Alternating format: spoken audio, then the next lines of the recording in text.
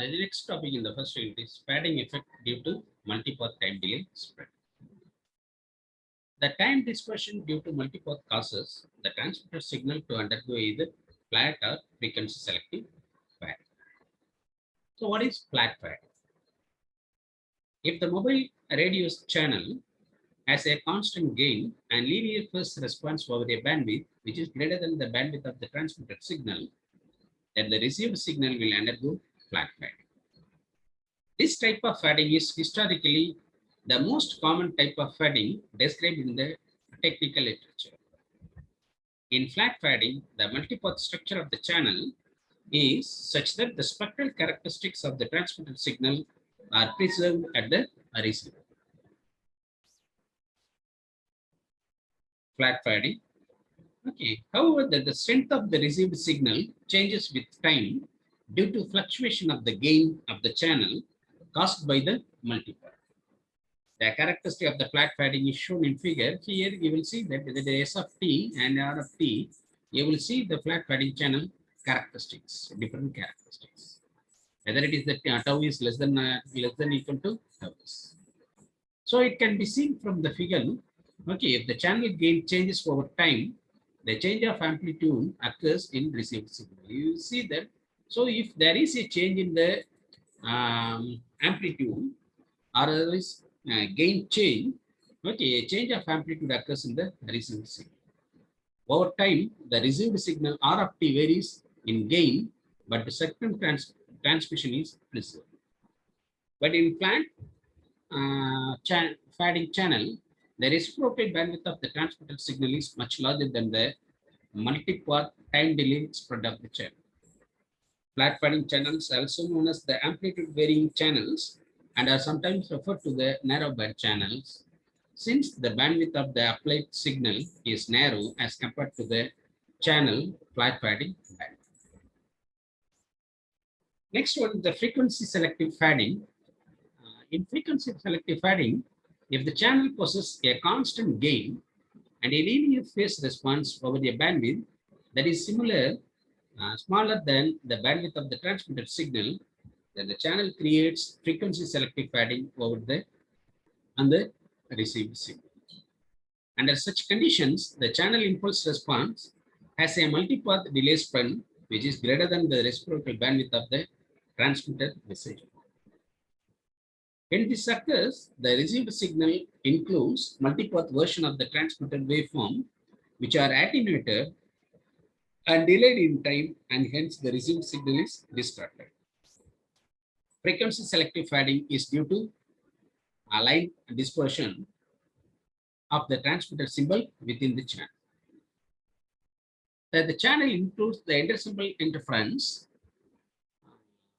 viewed in the frequency domain.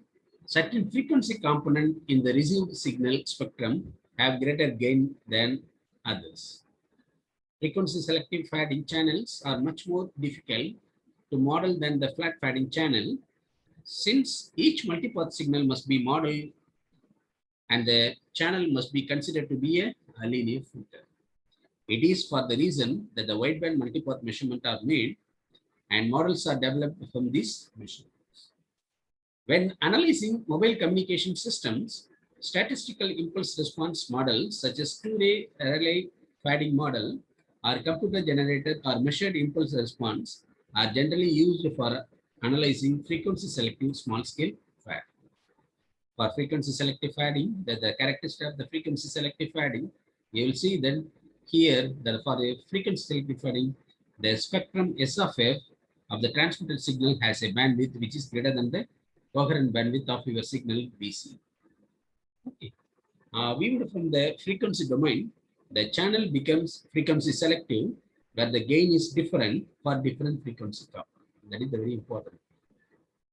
Okay, that the frequency selective fading is caused by multipath delay and which approach or exceed the symbol period of the transmitted symbol. Frequency selective fading channels are also known as the wideband channels, since the bandwidth of the signal S of t wider than the bandwidth of the channel impulse response. As time varies, the channel varies the gain phase across the spectrum S of t, resulting time varying distortion in the receiver signal.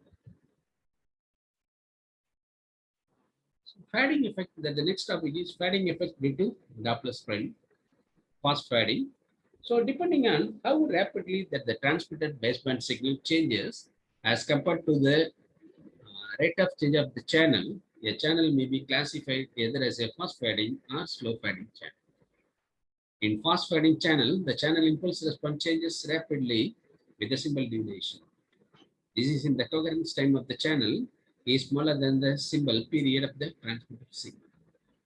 This causes frequency dispersion due to Doppler spreading, which leads to signal distortion. Viewed in the frequency domain, signal distortion due to fast fading increases with the increasing Doppler spread relative to the bandwidth of the transmitted signal. Therefore, a signal undergoes fast fading if T of S greater than Tc and B of S greater than B. It should be noted that when a channel is specified as a fast or slow fading channel, it does not specify whether the channel is flat fading or frequency selective in nature.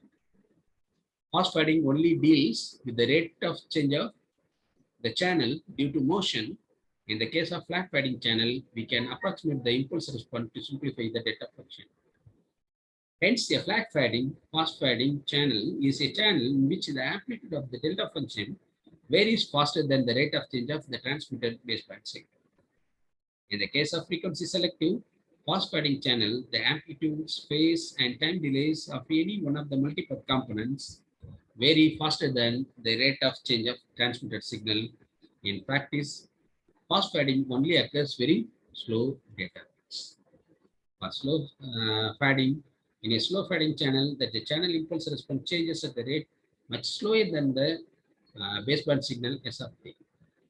In case, channel may be assumed to the static over one or several reciprocal bandwidth intervals. In the frequency domain, this implies that the Doppler spread of the channel is much less than the bandwidth of the baseband signal. Therefore, a signal it may for slow fading T is much more lower than the TC and B is much more greater than the B. So it is the transmitted baseband signal. Yeah, that is the fading experienced by a signal as a function of symbol period as well as the baseband signal bandwidth. Here it is the fast slow fading. Okay, flat fast fading. Okay, it is the frequency selective and frequency fast fading. So that the relationship between various multipath parameters of the type of fading is summarized in the figure.